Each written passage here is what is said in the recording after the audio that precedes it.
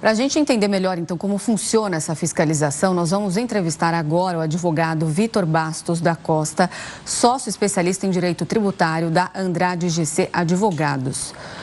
Olá, Vitor, uma boa noite. Seja muito bem-vindo ao Jornal da Record News. Boa noite, Renata. Boa noite, Gustavo e todo mundo que está nos acompanhando.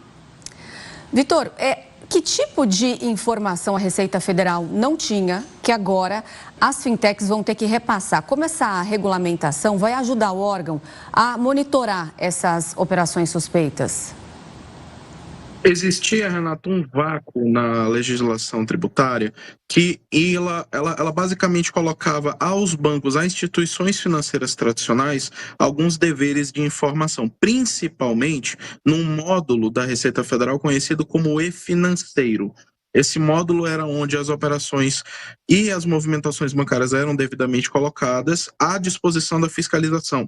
E o vácuo é que as fintechs não estavam, até antes dessa instrução normativa que foi publicada hoje, no escopo dessa obrigatoriedade. Então, a partir de agora, a grande diferença é uma igualdade de obrigações entre as fintechs e os bancos, as fintechs agora passando a ter o mesmo dever de informação das movimentações, das operações bancárias que os bancos já têm desde 2015. No que, teoricamente, se nivela o jogo da obrigação das informações da Receita Federal, se dá ao fisco um mecanismo mais eficaz de fiscalização, de identificação, inclusive, dessas fraudes. Não é por acidente que a própria instrução normativa fala de maneira muito clara em uma pretensão de se usar essas regras para o combate a crimes contra a ordem tributária, a fraudes, a lavagem de dinheiro e assim sucessivamente. Então, agora, é basicamente uma igualdade de obrigações com que a Receita Federal e o poder público esperam ser capazes de enxergar mais longe e ter mais meios de identificar e coibir esse tipo de condutas. E, Vitor, pelo que você bem explicou, essas normas para os bancos já existiam há mais de 20 anos. Para as fintechs, não. Por que ocorreu esse vácuo? Quando surgiram as fintechs, o objetivo era elas não serem tão visadas para justamente gerar uma competitividade, é custoso para as fintechs que normalmente não são gigantescas. Explica para a gente por que houve esse vácuo e o que pode acontecer agora com fintechs que não participaram dessa organização criminosa, que não ajudaram criminosos.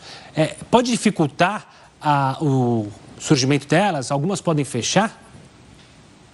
Não, para as fintechs, há uma questão aí a se discutir se a assunção dessas obrigações vai embutir nelas mais custo de operação. Porque o propósito da fintech como uma instituição mais inovadora, mais enxuta, é justamente não ter os mesmos custos que um banco tradicional tem e oferecer o mesmo serviço ou serviços até mais arrojados de uma maneira mais barata, acessando camadas da população, por exemplo, que não eram bancarizadas.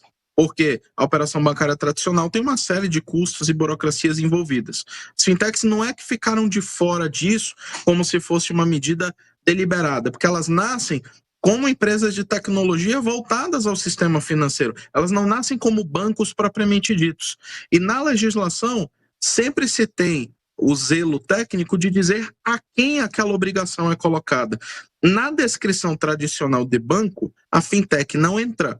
Então, eu não tenho como necessariamente aplicar de maneira indiscriminada as mesmas obrigações para todos. O que se muda agora com esse tipo de normativa. Percebam que a redação da instrução normativa da Receita Federal fala em instituições de pagamento e aquelas que sejam participantes de arranjos de pagamento, para dizer que elas se equiparam aos bancos nas obrigações. Então, há um zelo em se dizer que se reconhece que são instituições diferentes, mas ao mesmo tempo que por conta dessa interação no sistema financeiro, essas entidades não podem mais ficar de fora dos mesmos deveres de fiscalização e de prestação de informações que os bancos sempre tiveram. Isso feito com a declarada pretensão de se coibir fraudes, de se coibir crimes e reconhecendo a diferença entre a fintech como uma organização com características específicas e o banco no sentido mais tradicional que nós conhecemos. E, Vitor, muda alguma coisa para correntistas ou investidores? Pode surgir no meio do caminho algum tipo de cobrança, algum imposto? Não, isso foi uma coisa que inclusive deu muita polêmica na última tentativa que o governo federal teve via Receita Federal. Nós acompanhamos isso no final de 2024 e início de 2025, em que basicamente o que se tentou fazer naquele momento era recriar toda a estrutura de declarações em âmbito da Receita Federal, abrindo essa necessidade e um monte de minúcias do seu funcionamento para praticamente todas as empresas que atuam com sistema de pagamento, só que de uma maneira que não se ressalvava a finalidade. Isso, na minha avaliação, faz diferença. Agora, a instrução normativa diz que essa capilaridade de informações é para ser utilizada pelo fisco e está sendo colocado para as fintechs o dever de prestação de dados para o propósito específico de coibir fraudes, de coibir crimes contra a ordem tributária e todo tipo de conduta que nós estamos repudiando. Resultado, uma fiscalização que não tenha um alinhamento com essas mesmas finalidades, ela não tem a mesma capacidade de usar esse dever de informações das fintechs como nós tínhamos no final de 2024 e início de 2025, em que num primeiro momento era todas as empresas têm que prestar informações de maneira irrestrita e para qualquer finalidade. Não foi acidental o discurso de que para aquele momento se estava tentando abrir espaço para, por exemplo, a tributação do PIX. Foi um discurso muito repetido, nós sabemos que não era exatamente esse o propósito, mas a linguagem mais ampla e um propósito não tão declaradamente específico para combate às ilegalidades causou esse tipo de repercussão. E era bem verdade que um resultado possível naquele momento poderia ser aquilo. Agora não, é uma normativa que está direcionada de maneira específica para o combate a crimes e cujo resultado de fiscalizações não pode, da mesma maneira como a versão anterior da regra, servir para reforçar, por exemplo, novas hipóteses de tributação. Ninguém está criando o tributo, a instrução normativa não serve para isso.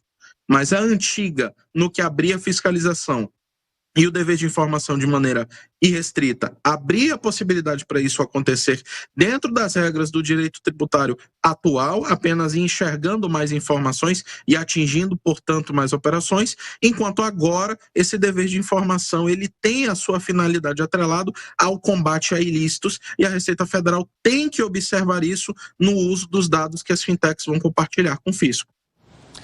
Tá certo. Vitor, obrigado pela participação aqui conosco, pelas explicações. Um forte abraço e até uma próxima. Obrigado, pessoal. Boa noite a todos. Boa noite.